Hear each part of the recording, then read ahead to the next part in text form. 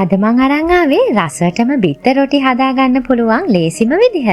පැය ගණන් මහන්සි වෙලා තෙල් දදා පිටි අනන්නේ නැතුව කඩෙන් ගේන බිත්තර රොටි වලටත් වඩා රසට සොෆ්ට් එකට බිත්තර රොටි ටික ගෙදරම හදාගන්න හැටි එහෙනම් අපි බලමු. අද මම මේ බිත්තර රොටි ටික හදන්න පාන් පිටි ග්‍රෑම් 250ක් අරන් තියෙනවා. මම දැන් මේ පාන් පිටි වලට රස අනුව ලුණු ටිකක් දාගෙන මේකටම වතුර ටික ටික දදා රොටි බැටර් එක හදාගන්නවා.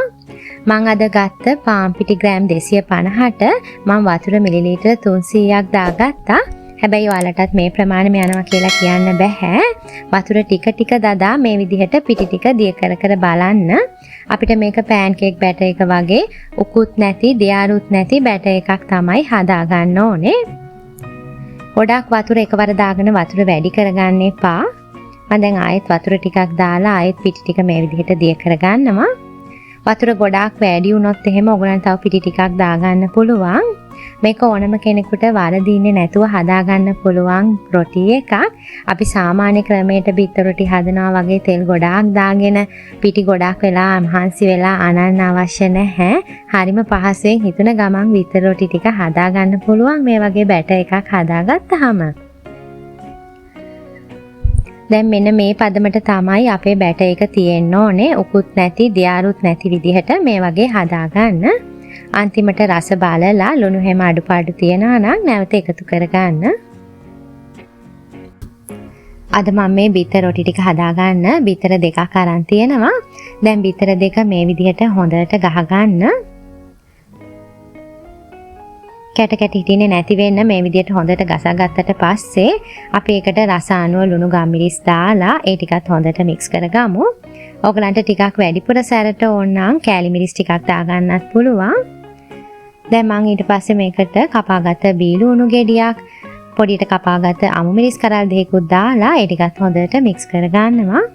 ඔයාලට මේකට තව ග්‍රේට් කරගත්ත කැරට් ටිකක්, කපාගත්ත ලීක්ස් ටිකක් වුණත් එකතු කරලා මේ බිත්තර රොටි එකේ රසය, ගුණය වැඩි කරගන්න පුළුවන්. දැන් අපි බිත්තර රොටි ටික පුච්ච ගමු. මම ගින්දර සාමාන්‍ය මට්ටමට තියාගෙන පෑන් එකට තෙල් ටිකක් බ්‍රෂ් කරගෙන මේ වගේ රවුමට හිටින විදිහට රොටි බැටර් එක දාගන්නවා. මම අද තෝසි හැන්දෙන් තමයි බැටර් එක දාගන්නේ. එතකොට අපිට හැම රොටි එකක්ම එක සමාන ප්‍රමාණයෙන් ගන්න පුළුවන්. මම ටිකක් ලොකුවට රොටි එක හදාගන්න හින්දා තෝසි හැන්දෙන් හැඳි දෙක ගානේ දාලා රොටි එක හදාගන්නේ. දැන් අපි මේ රොටි එක බාගෙට වගේ කුක් වීගෙන එනකොට කලින් හදාගත්ත බිත්තර මිශ්‍රණයෙන් හැඳි කීපයක් පැත්තකට හිටින විදිහට දාගන්නවා. දැන් අපි රොටි එක බාගෙට කුක් වුණාට පස්සේ මේ විදිහට නමා ගන්න ඕනේ. අමුවට නමා ගන්න යන්න එපා. එහෙම වුණොත් හැන්දේ පෑන් එකේ ඇලෙන්න පුළුවන්. හැබැයි ගොඩක් පිච්චෙනකන් ඉන්නත් එපා. රොටි එක කැඩෙන්න බලනවා. බාගෙට වගේ කුක් වුණාට පස්සේ මේ වගේ නමාගෙන බිත්තර රොටි එකේ දෙපැත්ත මාරු කර කර හොඳට පුච්ච ගන්න ඕනේ. අමු පිටින් බාන්න එපා. මේ බිත්තර රොටි එක ගොඩක් හොඳට පිච්චුනහම තමයි ගොඩක් රසට එන්නේ. ඒ නිසා හොඳට පුච්චුනාට පස්සේ බා ගන්න. අපි තව රොටි එකක් බලමු. කලින් වගේම පෑන් එකට තෙල් ටිකක් බ්‍රෂ් කරගෙන රොටි බැටර් එක දාගමු. අපිට මේ බිත්තර රොටි ටික කඩෙන් ගෙන රොටි වලටත් වඩා රසට, ගුණට, ඒ වගේම පිරිසිදුව හදාගන්න පුළුවන්. මම ඕගලන්ට මේ වගේම පිටි අනන්නේ නැතුව හරිම පහසුවෙන් හදාගන්න පුළුවන් චීස් කොත්තු රෙසිපි ඇතුළු කොත්තු රෙසිපිස් කීපයක්ම මීට කලින් අරන් ඇවිල්ලා තියෙනවා. ඒ වගේම තමයි එළවලු රොටි, අල රොටි වගේ රොටි රෙසිපිස් උත් මීට කලින් මම කරලා තියෙනවා. ඒවත් හරිම රස රොටි රෙසිපිස්. ඉතින් මම උඩින් කාඩ්ස් දාන්නම්. ඔයාලට ඒවා බලන්න පුළුවන්. දැන් මේ බිත්තර රොටි එකේ දෙපැත්තම හොඳට පුච්ච ගත්තට පස්සේ අපි මේකත් බාගමු.